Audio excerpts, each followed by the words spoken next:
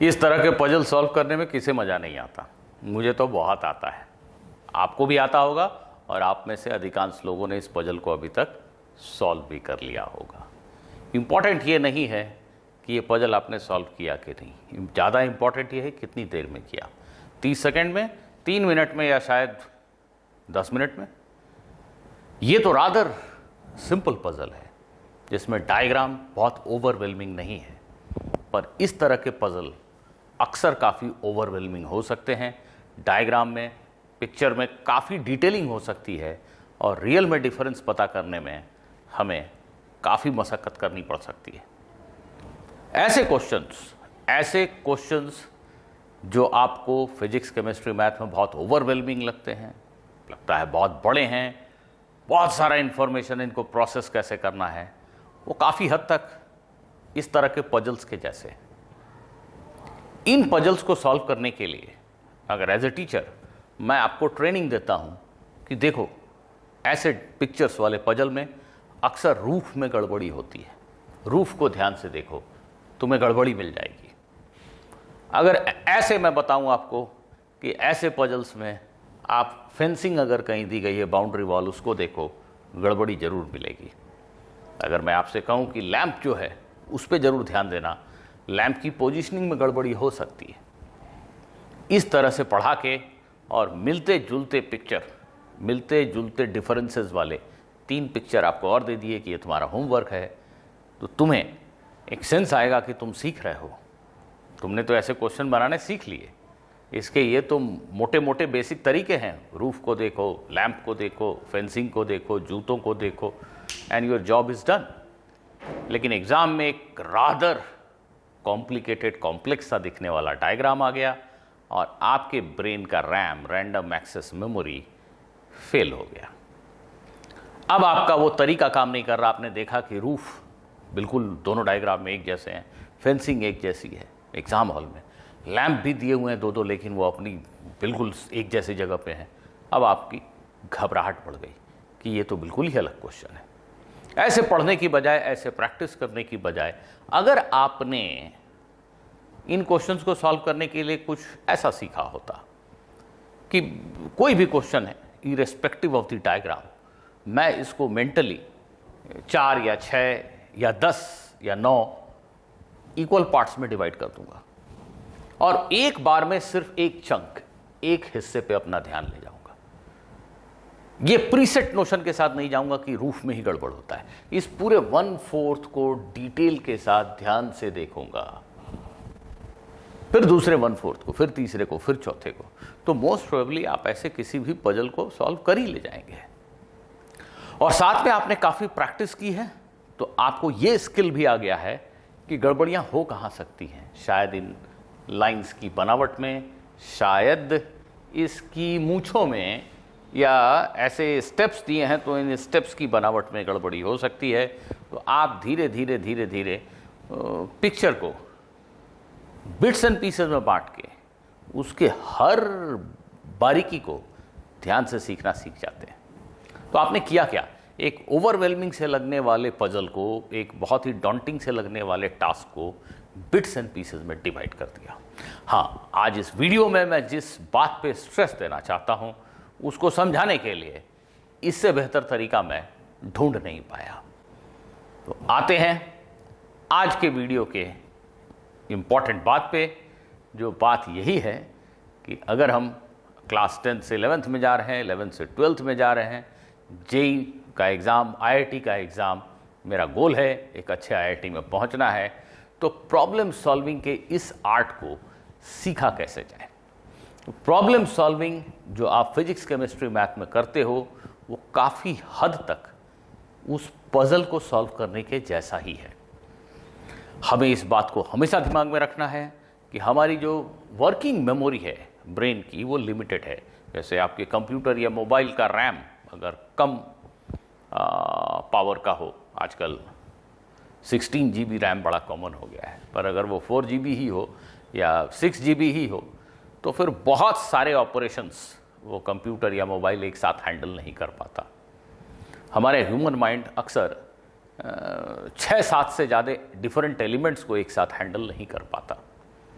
जब एक क्वेश्चन हमारे सामने हो जिसमें काफ़ी सारा इन्फॉर्मेशन है तो वो बिखरने सा लगता है, हम उसको एक साथ समेट नहीं पाते हैं और वो क्वेश्चन हमसे सॉल्व नहीं हो पाता। तो उसका तरीका यही है कि हम डे वन से ही अप्रोच बनाएं कि किसी भी क्वेश्चन को हम बिट्स एंड पीसेज में डिवाइड कर देंगे। हम क्वेश्चन को पीसेज में डिवाइड कर देंगे। क्या मीनिंग हो सकता है इसका? अलग अलग क्वेश्चन के कॉन्टेक्स्ट में इसका मीनिंग थोड़ा डिफरेंट हो सकता है, वो हम प्रैक्टिस से सीखना पड़ेगा। बट आपको एक जनरल आइडिया देने के लिए, मान लो आप एक फिजिक्स के क्वेश्चन को सॉल्व कर रहे हो, तो फिजिक्स के क्वेश्चन को पढ़ने के बाद हम एक डायग्राम बनाएंगे, इफ पॉसिबल एक नीट सा डायग्राम बनाएंगे। ये एक पीस है, फिजिक्स का क्वेश्चन एक पजल है जिसका एक पीस है, एक चंक है डायग्राम बनाना। नेक्स्ट, अगर कोई मोशन हो रहा है तो उस मोशन को समझने की कोशिश, पिक्चराइज करने की कोशिश करेंगे। ये दूसरा स्टेप है, ये दूसरा चंक है। उसके बाद हम ये सोचेंगे यहाँ फिजिक्स के कौन कौन से बेसिक प्रिंसिपल अप्लाई किए जा सकते हैं। क्या यहाँ पे एनर्जी कंजर्व्ड है, क्या मोमेंटम कंजर्व्ड है, चार्ज कंजर्व्ड है, कौन सा ऐसा बेसिक प्रिंसिपल है जो यहाँ पे वैलिड दिखाई देता है। उसके बाद हम ये देखेंगे कि व्हाट आर दी नोन्स, क्या क्या क्वांटिटीज गिवन है। उसके बाद हम ये देखेंगे व्हाट आर दी अननोन्स, कौन कौन सी चीजें पता करनी है। और तब हम सोचेंगे how to set the equations. अगर हम ऐसे माइंडसेट के साथ किसी भी क्वेश्चन को अप्रोच करते हैं और इसको आदत बना लेते हैं कि these are set of steps that I will in general follow. अगर एक क्वेश्चन थोड़ा भी ओवरवेलमिंग दिखता है, थोड़ा भी बड़ा दिखता है, लगता है इसमें बहुत सारा इंफॉर्मेशन है, तो most likely with a little bit of practice, rather lot of practice, you will hone this skill of problem solving. आप काफ़ी लोगों से नहीं, अधिकांश लोगों से बहुत आगे निकल जाएंगे। तो आपको क्वेश्चन को बिट्स एंड पीसेस में बांटना है और इस स्किल को अक्वायर करने के लिए हर समय कॉन्शियसली काम करना है। लॉट ऑफ प्रैक्टिस के साथ आप ये स्किल जरूर सीख जाएंगे, दूसरों से आगे निकल जाएंगे। दूसरी इंपॉर्टेंट बात, चाहे आप क्लासरूम में बैठे हों या पढ़ाई कर रहे हो, always focus on what matters. Irrelevant चीज़ों को, ठीक है इंफॉर्मेशन आया उसको डिस्कार्ड करना सीखो। क्लास में बैठे हो, एक टीचर कहाँ कहाँ पे स्पीड बोलते हैं और कहाँ कहाँ पे वेलोसिटी बोलते हैं, कभी वेलोसिटी कभी स्पीड, उसको ऐसे ही कैजुअली नहीं लेना है। ये स्पीड कब बोलते हैं और वेलोसिटी कब बोलते हैं, इसको केयरफुली ऑब्जर्व करना है। वो टीचर कब पोटेंशियल बोल के आगे बढ़ जाते हैं और कब पोटेंशियल डिफरेंस बोलते हैं, इसको नोटिस करना है। टीचर ने एक क्वेश्चन दिया सॉल्व करने के लिए, उनके लाइन ऑफ थॉट को तो समझना ही है, हो सके तो उनसे एक स्टेप आगे सोचने की कोशिश करनी है खुद से। आप क्लास में प्रेजेंट हैं तब जब आप क्लास की फ्लो के साथ बने हुए हैं। क्लास में आप नोट्स बनाने के लिए नहीं गए। Notes is not something that matters. अगर आप नोट्स बनाने में इतने उलझ जाते हैं, सुंदर नोट्स बना रहे हैं, 3 प्रकार के कलर लेके गए हैं, आप नोट्स बनाने में इतने उलझे हैं कि आप क्लास की फ्लो में नहीं है, टीचर क्या कर रहे हैं, उनकी थॉट प्रोसेस क्या चल रही है, वो अगला स्टेप क्या लिखने वाले हैं, आप ये नहीं सोच रहे हैं, तो आप गलत कर रहे हैं। You are not doing something that matters. आप कुछ ऐसा कर रहे हैं which is not of so great importance. Notes बनाइए, अगर नहीं बना पा रहे हैं तो भी कोई बात नहीं, और बनाने के लिए, नोट्स बनाने के लिए अपने खुद के एब्रिविएशंस डेवलप कीजिए। विथ प्रैक्टिस आप सीखेंगे कि कैसे मुझे बुलेट पॉइंट्स सिर्फ लिखने हैं, कीवर्ड्स लिखने हैं, जिसको बाद में ज़रूरी पड़ा तो मैं थोड़ा पढ़ के अपना नोट्स खुद ही एक्सपैंड कर सकता हूँ। ऐसा अप्रोच लेके जाइए। पर क्लास के फ्लो से अगर आप बाहर चले गए तो क्लास में तो आप लेक्चर ही सुनने गए हैं, वहाँ लिए गए एग्जाम्पल्स को ठीक से समझने गए हैं, उसको छोड़ के नोट्स बना रहे हैं, तो आप गलत कर रहे हैं। You are not doing something that is important, that matters. वैसे ही बुक पढ़ते समय भी आपको फिल्टर आउट करना है कि what is the essence of this paragraph, what is the essential thing that was being said in this paragraph और इन दिस पेज। उसको फील कीजिए, उसको महसूस कीजिए, उसको ग्रास्प करने की कोशिश कीजिए। कोई फैक्ट है तो उसको कैप्चर कीजिए। बाकी जो इरेलीवेंट चीज़ है उसको क्विकली डिस्कार्ड करने की आदत बनाइए। यही सबसे बड़ा गुरु मंत्र है प्रॉब्लम सॉल्विंग का स्किल अक्वायर करने के लिए। कुछ और पॉइंटर्स, इंपॉर्टेंट पॉइंटर्स के साथ आपको छोड़े जाता हूं। प्रोफाइल्ड क्वेश्चंस, वो वैसे ही टिपिकल क्वेश्चन जैसे मैंने डायग्राम पजल में दिखाया कि रूफ में गड़बड़ी होती है, फेंसिंग में गड़बड़ी होती है, लैंप में गड़बड़ी होती है।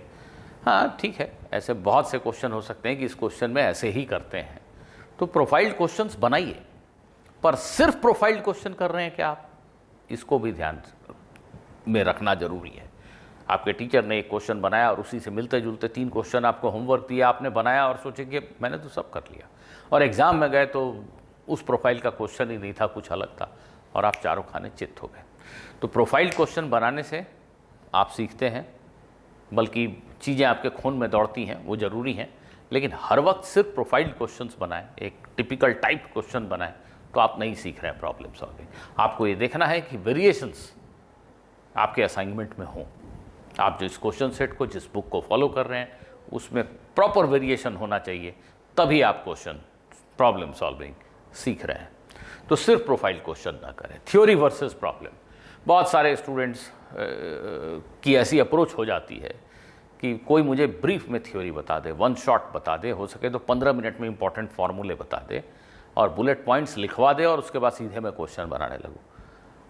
आप ये एग्ज़ाम, जेई नाम का एग्ज़ाम तो क्वालिफाई कर ही नहीं सकते, भूल जाइए, ऐसे होता ही नहीं है। आपको थ्योरी पढ़नी है, डूब के पढ़ना है, भले ही आप प्रॉब्लम 4 कम बनाए, हो सके तो उस थ्योरी से रिलेटेड कुछ हिस्ट्री भी जाननी है, उसकी लिमिटेशंस को समझना है कि इस थ्योरी की क्या लिमिटेशंस हैं, कहाँ पे ये सही है, कहाँ पे ये गलत हो सकता है। उसको जितने मन से पढ़ सकते हैं पढ़िए, 2 बुक से पढ़िए, उसके बाद ही क्वेश्चन ट्राई कीजिए। आप थ्योरी नहीं पढ़ेंगे और सोचेंगे कि किसी तरह फॉर्मूले से मैं क्वेश्चन के आंसर तक पहुंच जाऊं, तो आप प्रॉब्लम सॉल्विंग नहीं सीख रहे हैं। और जिस क्वेश्चन को अभी अभी आपने सॉल्व किया, उस तरीके से किसी तरह आंसर तक पहुंच गए, वो क्वेश्चन एग्जाम में आएगा, इसकी कोई गारंटी नहीं है।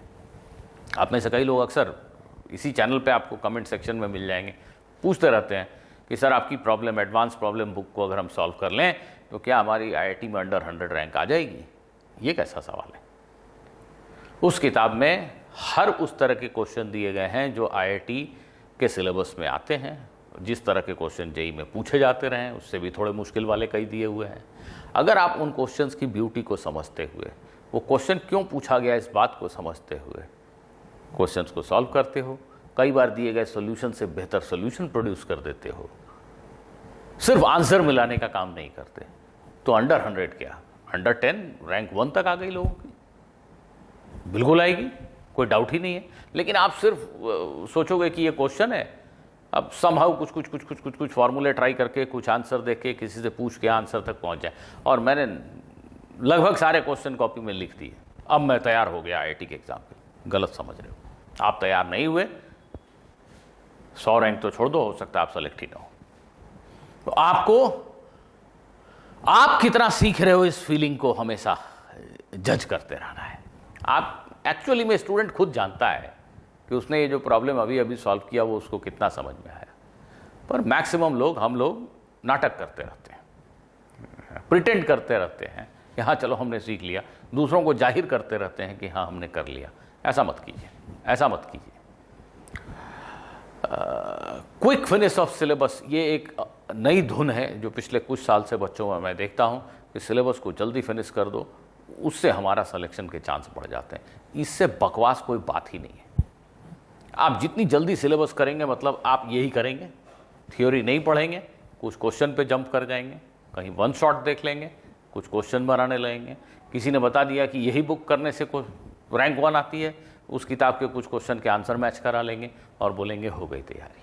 नहीं, एक टॉपिक को समझने के लिए, थ्योरी पढ़ने के लिए जितना समय दिया जाना चाहिए दीजिए। जितने मिनिमम क्वेश्चंस कम से कम प्रैक्टिस होने चाहिए, 20-25, वो कीजिए। ये देखिए कि सारे क्वेश्चन प्रोफाइल्ड क्वेश्चंस नहीं थे, एक जैसे नहीं थे।